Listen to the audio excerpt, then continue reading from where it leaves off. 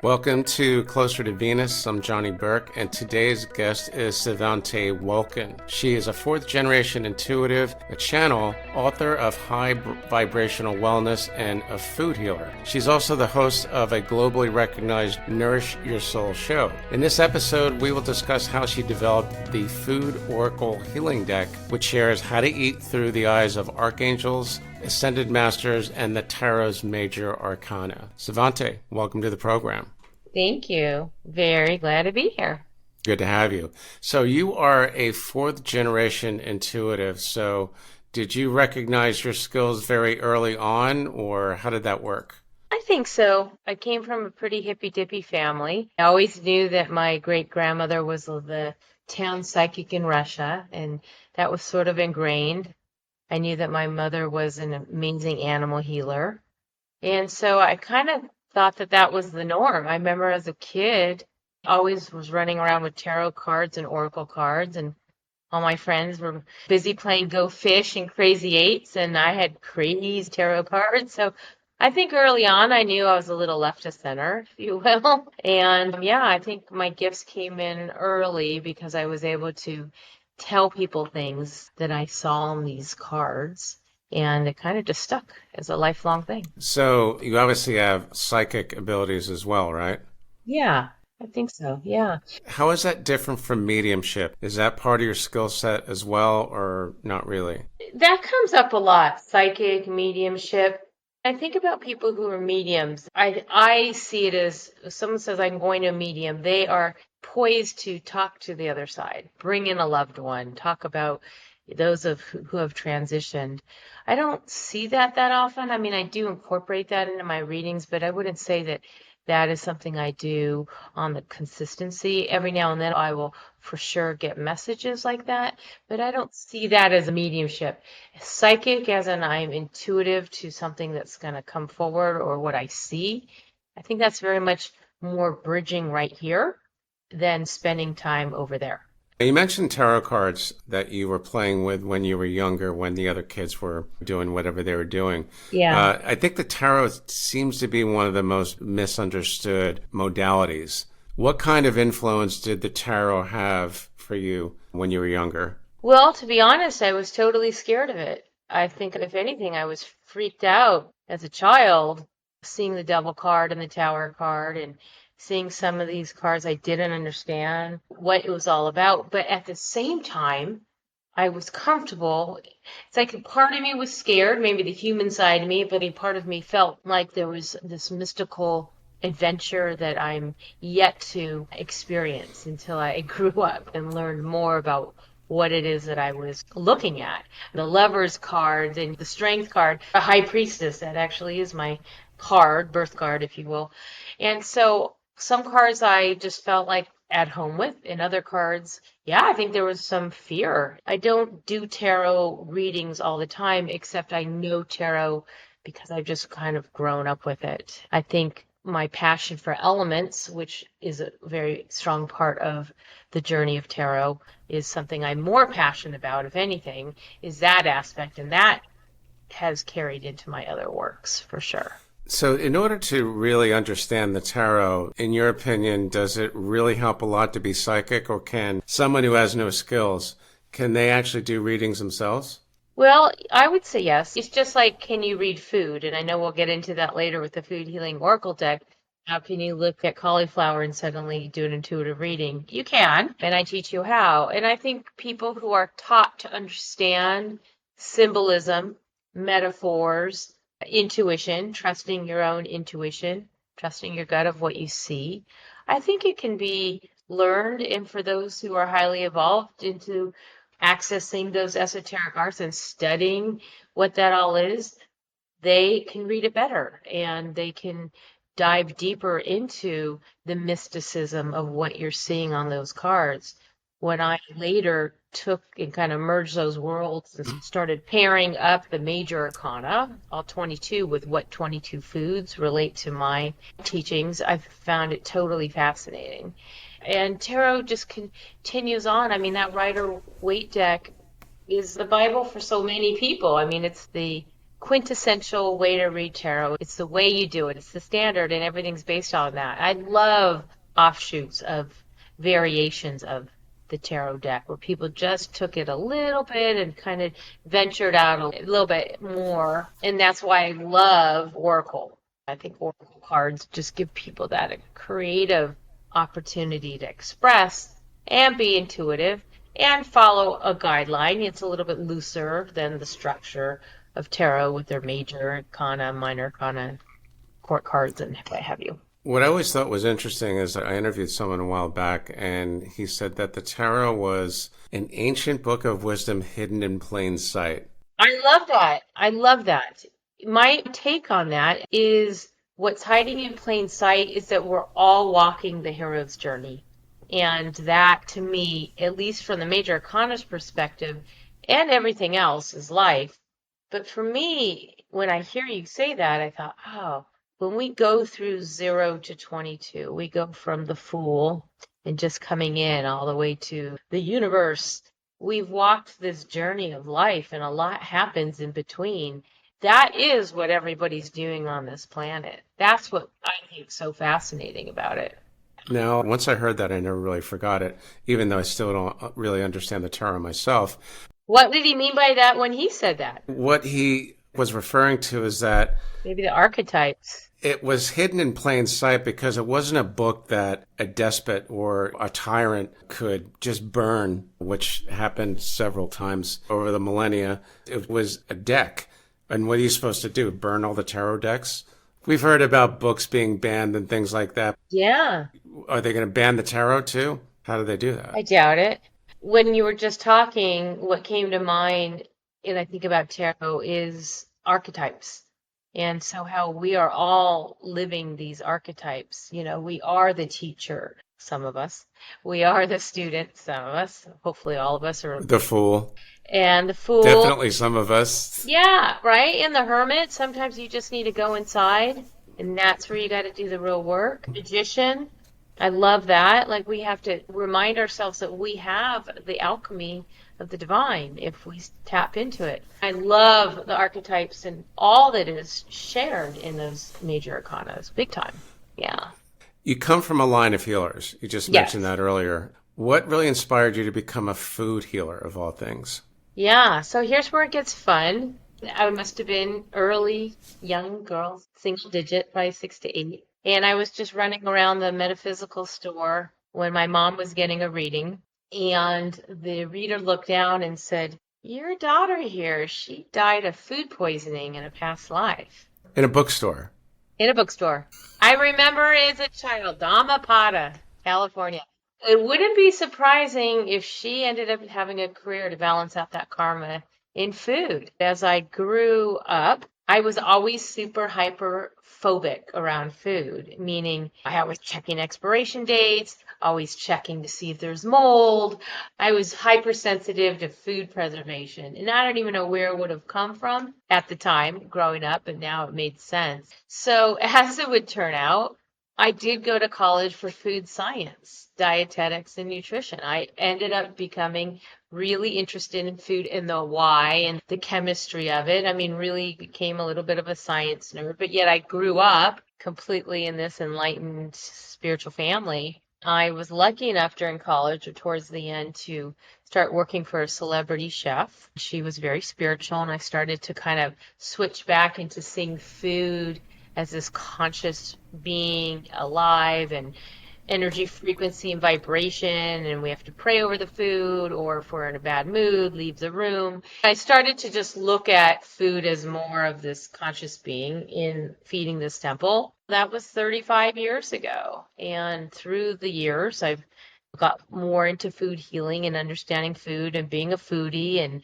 being around chefs and being a chef, and my daughters are now chefs. I just kind of evolved into seeing food in a bigger way. About 5 years ago, really, is when it happened. The idea about taking all of my passions kind of came together, and it was 11/11.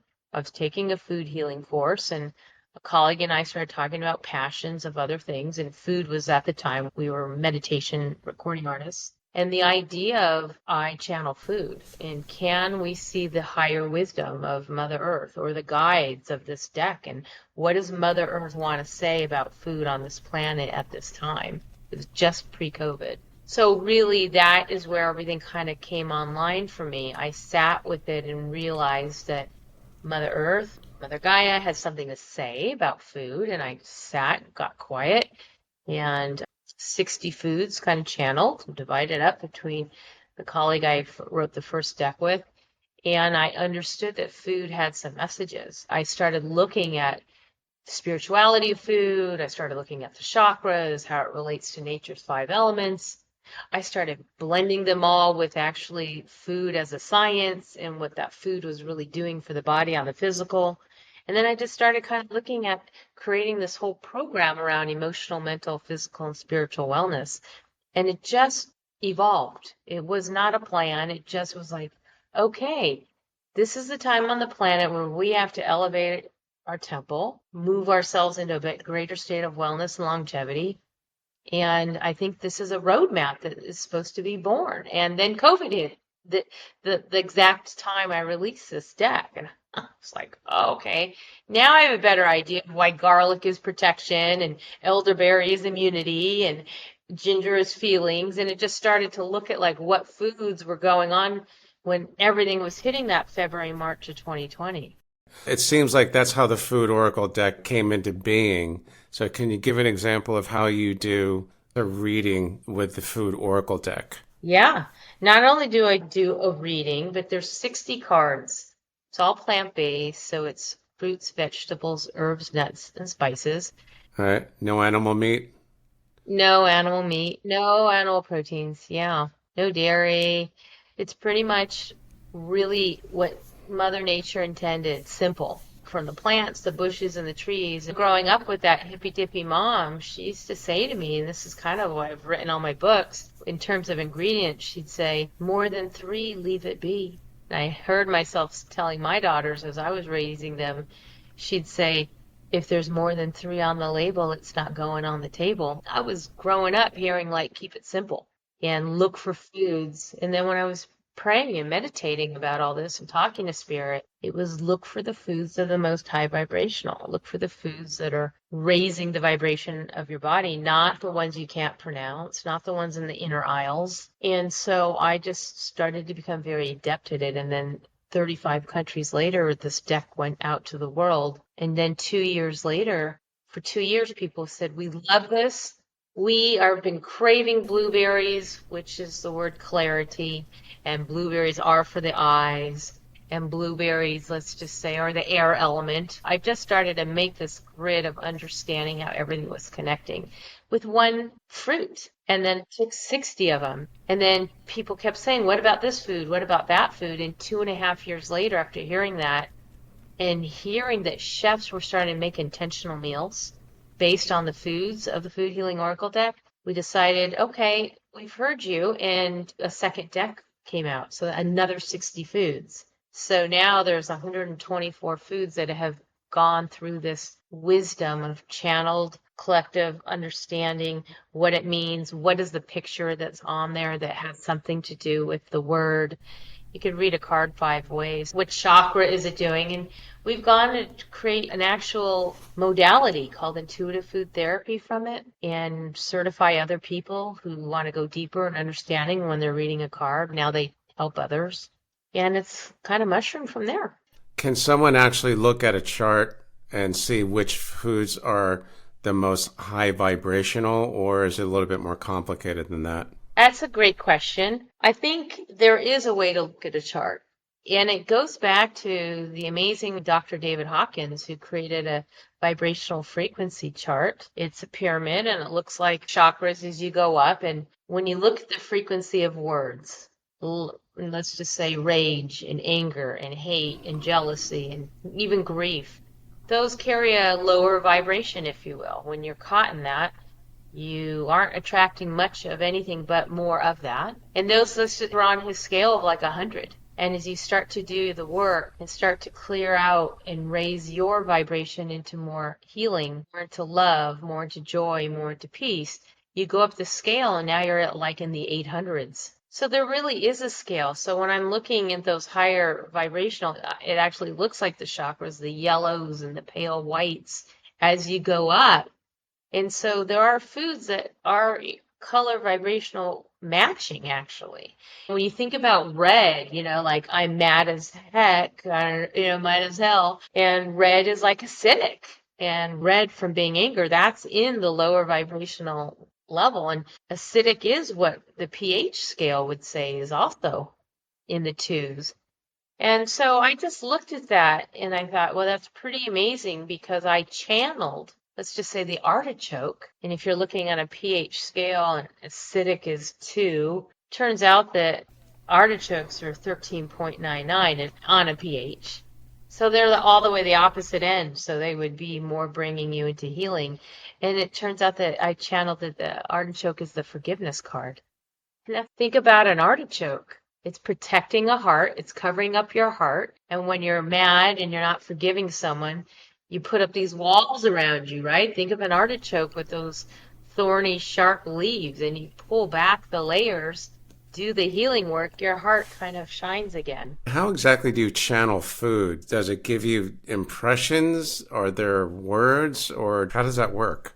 Well, it's a unique skill set, at least in the inception. Now I teach it and you read it when you have a food healing oracle deck. But when I was first coming in, I would sit with the word and the food and meditation. I would look at the picture that felt like this is the picture to represent tomatoes.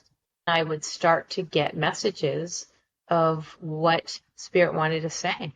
I would see more, I would just freeform write, and I would get real clear. And then because I have a background in food science and I understand food, I can go to some of the chemistry. And so I started looking at what is tomatoes doing for the body, and then I would branch it out systematically. What is tomatoes doing for the body emotionally, Spirit? What is tomatoes doing for the body mentally and then spiritually? And I would look at this EMPS, this way that this food was talking to me, not just what you do, what happens to your body when you eat it on a physical. So then it started to come forward to me, and then I'd say, okay, well, what does tomato mean to me from a chakra standpoint on the element side? So yeah, it's a fire element. It's red, and it's our action card. So then a system was born, and it's been pretty accurate. When people pull a card, they tell me I was just craving that. I just went to the store that last night and got it. I hear all the time that these cards are so on point, you can't make this up. I do these shows and people come up and I say, do you want a one card reading? And they're like, yes, but I need to tell you something before you pull a card. I have heart disease. Okay. And I know that Mother Nature was pretty whimsical and wise, and that's why a lot of our foods look like the organs and the body parts. Yeah, they do. So the red bell peppers look like the chamber of the heart, and they're good for the cardiovascular. And when I laid out my cards, that's what she picked. You mentioned something about spirit a moment ago. You've had contact with spirit. What about the archangels and the ascended masters? How did you start contacting them? I think they started to contact me. I've always been channeling the different archangels and ascended masters. I guess I'm a fan of them all. And I also was, at the time, a big fan of the seven sacred flames, the seven rays of light that Aurelia Jones wrote, that beautiful book. I used to travel to Mount Shasta quite a bit. And I started to look and go deeper into hearing, what does Archangel Michael really want to say about the first ray of light being blue in that context? I do work with other channels who've channeled the 28 rays of light, and I'll be writing about that next year. But at the time, I was just staying in the realm of the seven rays, and I started to see that the angels have color and food is color.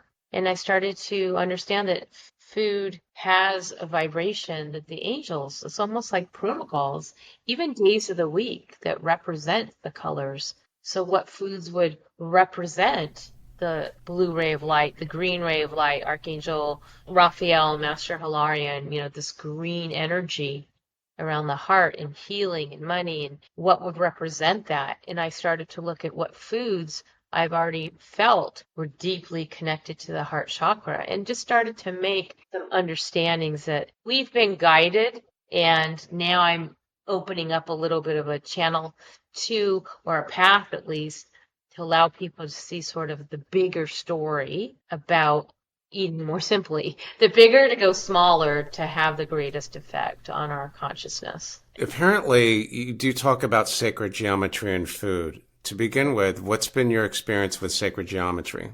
Well, I think I've always loved sacred spirals.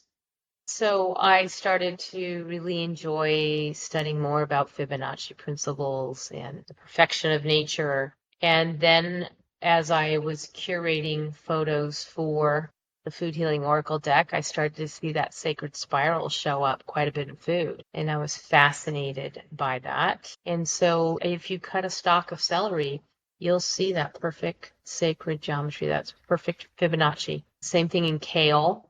It's representing fertility, but not so much physical birth, but more about really staying in your understanding that your heart's calling you to express something new and to kind of lean into it. It's a good time for that. That's what kale's about. Red cabbage, I started to look at all the little perfect patterns. I told you with the degree in food science, I was under a microscope and started to see sacred geometry patterns in food. And that blew me away, that everything's been so cosmically arranged and orchestrated.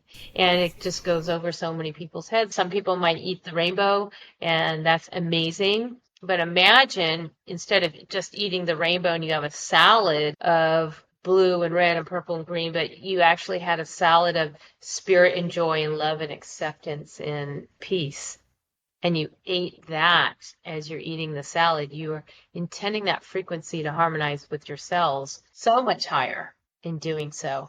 That kind of ties in the teachings of Dr. Emoto, who said, hey, I'm putting the word love on water and I'm seeing a crystalline structure that's like perfect. And then when he looked under the microscope and the word said hate, it was completely distorted and incongruent. And he's like, hey, there's something about frequency in water. And I said, well, food's mostly made out of water, so I'm going to take that same concept and I'm going to put a word onto food. Hence the Food Oracle deck, and created a frequency that matches the food. In a frequency chart of some sort. But instead of a chart, it's laid out in cards. Yeah, okay. And a book. The book comes with it. It gives you a guide. So what type of people are going to benefit from the Food Oracle the most? People who want to understand how to shift into a greater space, which is everybody. How to eat better, how to understand your cravings, how to open up your refrigerator and look and say, I want to have Brussels sprouts tonight. Or when they go to the grocery store and they're saying, I call it soul shopping. What should I have for dinner? And their eyes lock on something.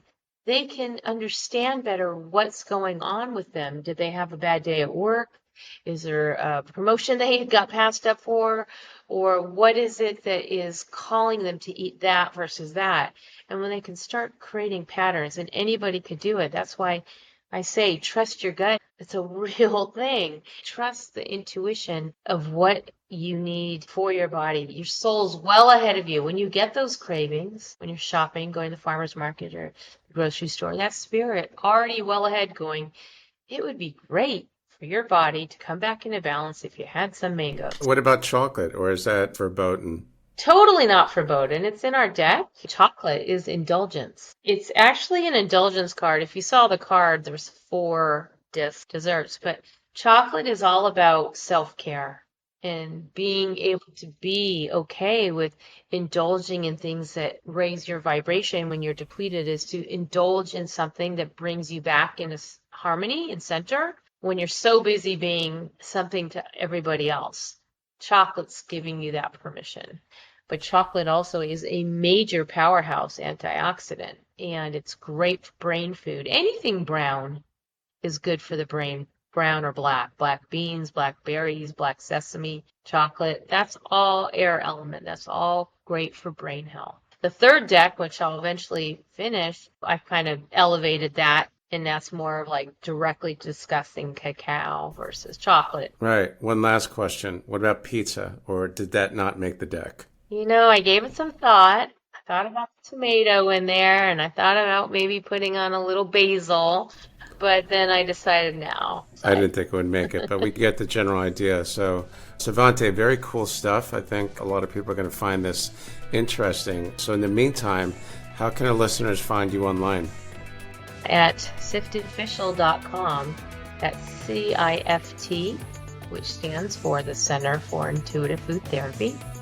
siftedofficial.com. You've been listening to Closer to Venus. I'm Johnny Burke. If you enjoyed today's episode, please consider subscribing. In the meantime, you can find more info at closertovenus.com. Thanks again for tuning in, and we'll see you next time.